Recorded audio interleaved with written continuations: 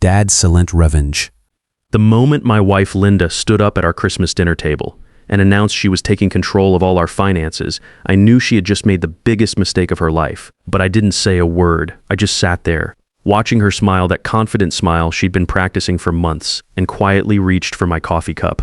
My name is Harold Patterson. I'm 67 years old, and that night changed everything. We were sitting in the dining room of our house on Maple Street in Dearborn, Michigan. You know, the kind of neighborhood, working folks, retired Ford and GM people, houses built solid back when they made things to last. Snow was coming down outside, and Linda had gone all out with the decorations. Red tablecloth, fancy china she'd bought somewhere, candles flickering. My son Gary was there with his girlfriend, Sarah, along with Linda's sister Janet and her husband Rick. Linda had been acting strange all week. More confident than usual, she kept making comments about planning for the future and making sure everything was organized. I figured it was just holiday stress. I was wrong. She tapped her wine glass with a fork and the room went quiet. Linda's got this way about her when she wants attention. She straightens up, puts on what I call her professional voice, and suddenly everyone's looking at her. At 48, she still carries herself like the insurance claims adjuster she used to be before we got married 2 years ago. I want to say something before we have dessert. She started standing there in her new red dress. Harold and I have been talking a lot about getting older, about making sure we're prepared for whatever comes next. I hadn't been talking about any such thing, but I kept my mouth shut. That's why I've decided to take over managing our household finances. All of them. She looked around the table like she was announcing something wonderful. Harold's worked so hard all these years, and now it's time for him to relax and not worry about money anymore. Gary shifted in his chair. He looked uncomfortable, but he didn't say anything. Linda reached into her purse and pulled out an envelope. I've already taken care of the first step. This morning I had Harold's credit cards canceled. It's really for the best. At his age, he shouldn't have to deal with all that responsibility. The words hit the table like a hammer. She kept smiling while she said it, like she was doing me some kind of favor. "If you need anything, honey," she said, looking directly at me, "you just ask me first. I'll make sure all the bills get paid and everything stays organized."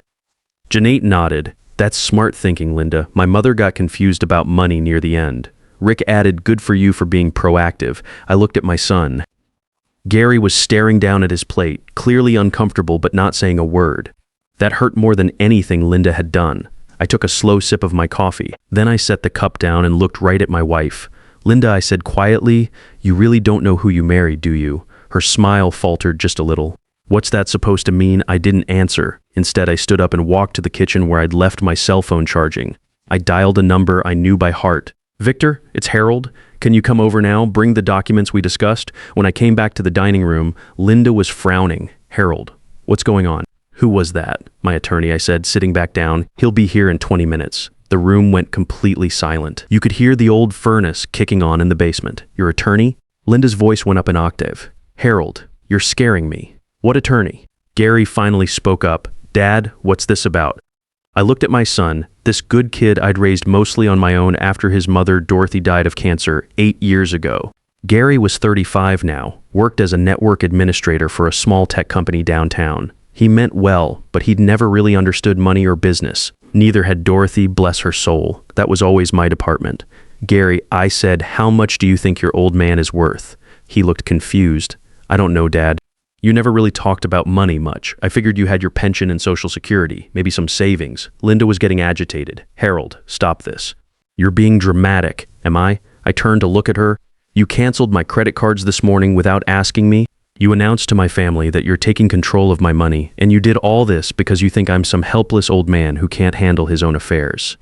The doorbell rang. I got up to answer it. Victor Reynolds has been my attorney for 15 years. He's about my age, retired from a big firm downtown, but he still handles a few select clients. He walked in carrying a leather briefcase, nodded politely to everyone, and set his case on the dining room table. "Good evening," he said. "I'm Victor Reynolds, Harold's attorney." Linda was staring at the briefcase like it might explode. "I don't understand what's happening here." Victor opened the case and pulled out a thick folder. "Mrs. Patterson, your husband asked me to prepare some documents that might clear up any confusion about his financial situation." He spread several papers across the table. Bank statements, property deeds, stock certificates, patent documents.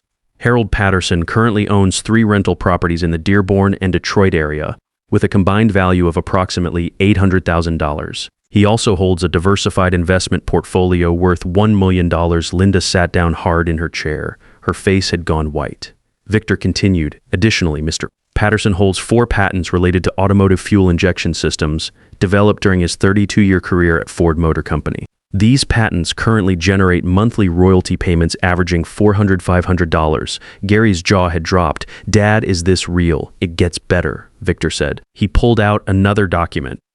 Mr. Patterson also owns a 35% stake in Bennett Industrial Services, a parts supply company he invested in 18 years ago. Current annual dividends from this investment total approximately $42,000. The room was dead quiet, except for the sound of Linda's rapid breathing. Total monthly income from all sources is approximately $12,000. Total net worth is $2.8 million. Linda finally found her voice. That's impossible. We live in this little house. You drive that old pickup truck. You shop at Walmart.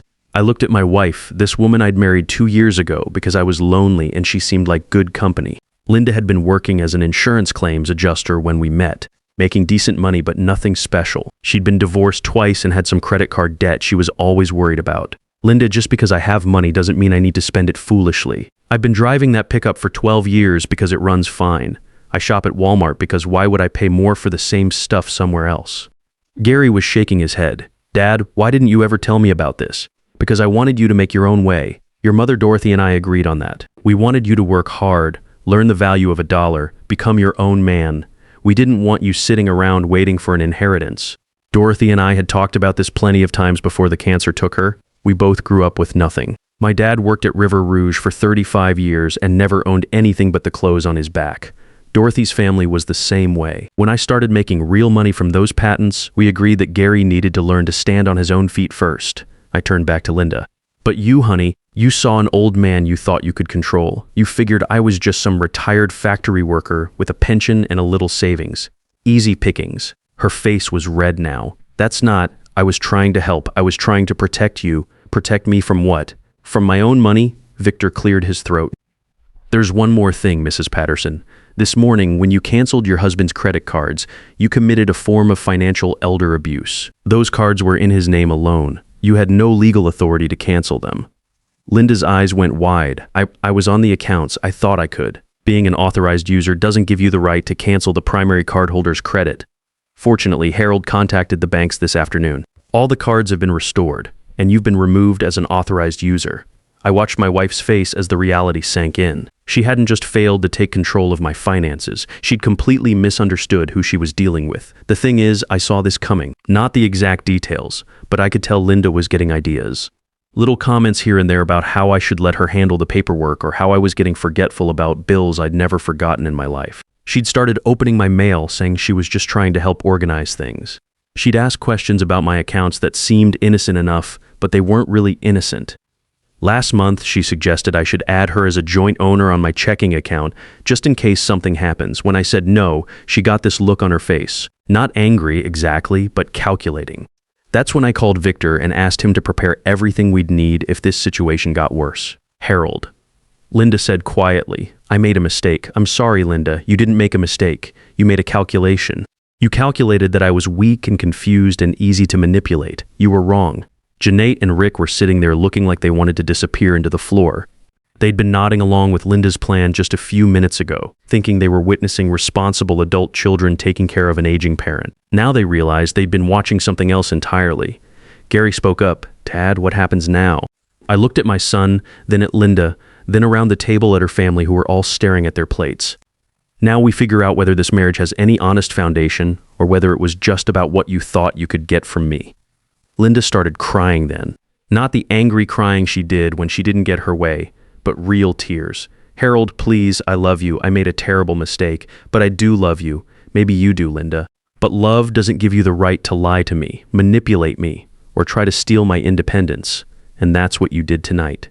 You tried to steal my independence." The patents Victor mentioned weren't just lucky breaks. I'd been working on fuel injection improvements since the early 1980s, back when most people thought carburetors were good enough. I spent my own time, my own money filing applications and working with patent attorneys. Ford wasn't interested at first. Then fuel efficiency standards got tighter, and suddenly my designs were worth something. The rental properties came later. I started with one duplex in 1995, fixed it up myself on weekends, rented it out, used the income to buy another one, then another. Nothing fancy, just solid working-class neighborhoods where people needed decent places to live at reasonable prices. Victor started gathering up his documents. Harold, if you need anything else, call me. Mrs. Patterson, I'd suggest you speak with your own attorney about your situation. After Victor left, the rest of the family made their excuses and got out of there pretty quickly. Linda went upstairs crying. Gary and I sat in the living room, not saying much for a while. Dad, Gary finally said, I'm sorry I didn't speak up. When Linda said those things about you being too old to handle money, I should have said something. Son, you didn't know. How could you? I never told you about the money because I didn't want it to change how you saw yourself or your future. But I should have told you enough so you'd know not to let someone disrespect me like that. Gary nodded. What are you going to do about Linda? I honestly don't know yet. She's got a choice to make. She can apologize sincerely, get some counseling to figure out why she thought what she did was okay, and maybe we can work through this. Or she can keep believing that she was justified because I'm old and she knows better. If it's the second option, she'll be talking to a divorce attorney pretty soon. The next few weeks were tough. Linda tried apologizing, then got angry when I didn't immediately forgive her, then tried apologizing again. She wanted everything to go back to the way it was, but I couldn't unknow what I now knew about her. We went to counseling. Dr. Martinez was a nice enough woman, probably about Linda's age, and she tried to stay neutral. But when she pressed Linda on why she didn't discuss the credit card situation with me first, why she went behind my back, why she made the announcement in front of everyone like it was already decided, Linda couldn't give good answers. I thought Harold would resist. Linda said during one session, I thought if I presented it as something that was already happening, he'd just accept it.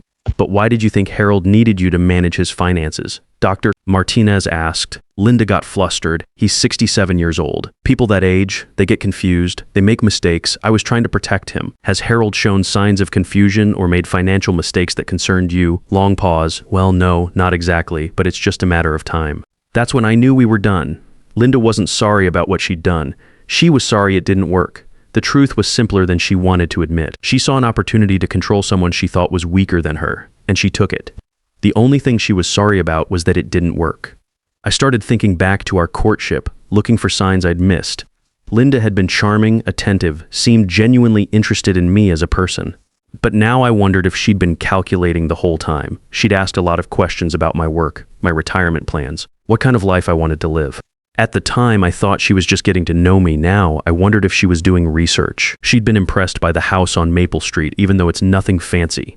Built in 1962, 3 bedrooms, 1.5 baths, basement, 2-car garage. Good, solid construction, but not what you'd call luxurious. Dorothy and I bought it in 1985 when Gary was little, and I'd kept it up well over the years. New roof in 2010, updated the electrical in 2015, refinished the hardwood floors myself during the pandemic. But Linda kept commenting on what a nice neighborhood it was, how stable everything seemed. She loved that I owned the house outright, no mortgage. At the time, I thought she appreciated security. Now I realized she was calculating equity. We separated in February. Linda moved in with her sister Janet, and I stayed in the house on Maple Street. We're still technically married, but I doubt that'll last much longer. The hardest part wasn't losing Linda. The hardest part was realizing how badly I'd misjudged her character. I'd been married to Dorothy for 28 years before the cancer took her. We knew each other inside and out. Dorothy never would have dreamed of trying to control my money, just like I never would have tried to control hers. We were partners. With Linda, I thought I was getting a companion for my later years, someone to travel with, someone to share meals with, someone to talk to in the evenings. What I got was someone who saw me as a retirement plan.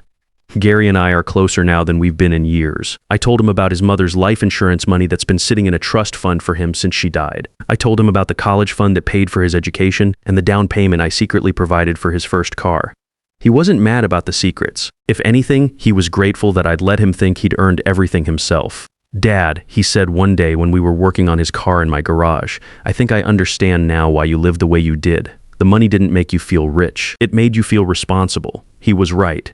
Having money when you grew up without it doesn't make you feel powerful, it makes you feel careful. You remember what it was like to worry about every dollar so you don't get careless just because you don't have to worry anymore.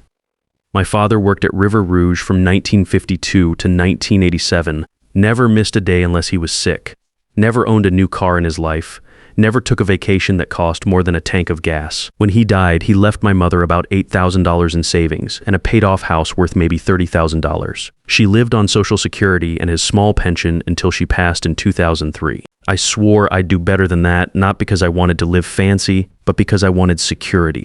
Real security, the kind where unexpected medical bills or car repairs don't keep you awake at night. The kind where you can help your kids without going into debt yourself. That's something Linda never understood. She saw money as power, as a way to control things and people. I saw it as responsibility, something to be protected and used wisely. These days I'm doing fine. I still drive my old pickup truck, still shop at Walmart, still live in the same house I've been in for almost 40 years. But I'm more careful about who I let into my life. I learned that keeping quiet about your business is smart, but keeping quiet when someone's trying to take advantage of you is dangerous. The divorce was finalized last month. Linda didn't get much. Michigan's a no-fault state. But when you've only been married 2 years and there's clear evidence of financial manipulation, the courts aren't very generous. She got her car, her personal belongings, and that's about it. No alimony, no claim on the house or the businesses.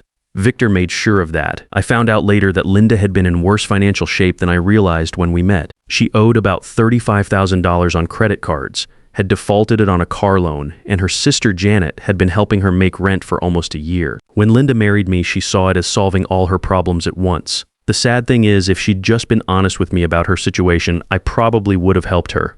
I'm not heartless. If someone I cared about was struggling with debt, we could have worked something out. But the deception, the manipulation, the assumption that I was too old and stupid to notice what she was doing, that's what I couldn't forgive. Gary brought his girlfriend Sarah over for dinner last Sunday. She's a nice girl, works as a nurse at Henry Ford Hospital, seems to genuinely care about Gary. We were sitting around the kitchen table after dinner, and Sarah asked me about the patents. Mr. Patterson, Gary told me, you invented some kind of fuel injection system that must have been exciting. Well, I said, I wouldn't call it exciting exactly. More like stubborn. I had ideas about how to make engines run cleaner and more efficiently, and I kept working on those ideas even when other people told me it wasn't worth the effort. The truth is, the patent process took years. I filed my first application in 1984, and it wasn't approved until 1987. Ford wasn't interested initially. They had their own engineering teams, their own ideas about how things should work. But when emission standards started getting tighter in the late 1980s and early 1990s, suddenly my designs became valuable. The royalties weren't huge at first. Maybe $200 a month, enough to pay a utility bill. But as more manufacturers started using versions of my technology, the payments grew. By the time I retired from Ford in 2012, those patents were generating serious income. The thing about patents, I told Sarah, is they're like rental properties for ideas. You do the work once, and if the idea is good enough, it keeps paying you for years. Gary smiled. Dad always said the best investment is knowledge, because nobody can take it away from you. That's something I learned from Carl Bennett, the guy who taught me about business when I was starting out with the rental properties. Carl had a small machine shop, and I used to repair equipment for him in the early 1980s. He was the first person to explain to me that working hard wasn't the same thing as working smart. Harold, he told me one day, you're good with your hands and you're good with machines, but if you really want to build something that lasts, you need to think about systems. You need to think about how to make money work for you instead of just working for money. Carl introduced me to his accountant, helped me understand depreciation and tax advantages, showed me how to read financial statements. When I bought that first duplex in 1995, Carl co-signed the loan because I didn't have enough credit history as an investor. He didn't have to do that, but he believed in me. Carl died 3 years ago. Lung cancer, same thing that got Dorothy. His funeral was packed with people whose lives he'd touched. Small business owners, young guys he'd mentored, families who'd rented properties from him over the years. That's the kind of legacy I want to leave. The whole experience with Linda taught me something I should have known already. Respect isn't something you get just because you're older or because you've been successful. It's something you have to insist on. And if someone in your life won't give it to you, maybe they don't belong in your life. I've been thinking about what Gary said about the money making me feel responsible instead of rich. It's true. Every month when those royalty checks come in, when the rent payments get deposited, when the dividend statements arrive, I don't think about what I can buy. I think about what I can protect. I'm protecting Gary's future, making sure he's got a safety net even if he never needs to use it. I'm protecting the memory of Dorothy, making sure the life we built together continues to matter. And I'm protecting myself, making sure I can stay independent as long as possible. Independence. That's what Linda really tried to steal from me. Not just my money, but my right to make my own decisions about my own life. She wanted to turn me into someone who needed permission to spend my own money, someone who had to ask for approval to live my own life. I'm 67 years old, I've got my health and my independence, and my son respects me. After what happened at Christmas, I know exactly what that's worth, and I know it's not for sale. Next week, Gary and Sarah are coming over to help me clean out the basement. Sarah wants to learn how to refinish furniture, and I've got some pieces down there that Dorothy and I collected over the years. It'll be good to see those things get used again, to pass along some skills to someone who wants to learn. That's what real wealth is, I think. Not just money in the bank, but knowledge you can share, relationships you can trust, and the ability to sleep soundly knowing you've lived with integrity. Linda never understood that. Maybe she will someday, but that's not my problem anymore. The people who try to control you rarely do it for your benefit. They do it because they believe you have something they want, and they think you're too weak to stop them from taking it. Real strength isn't about having money or power. It's about knowing your worth and never letting anyone convince you that you're less capable than you actually are, no matter what your age.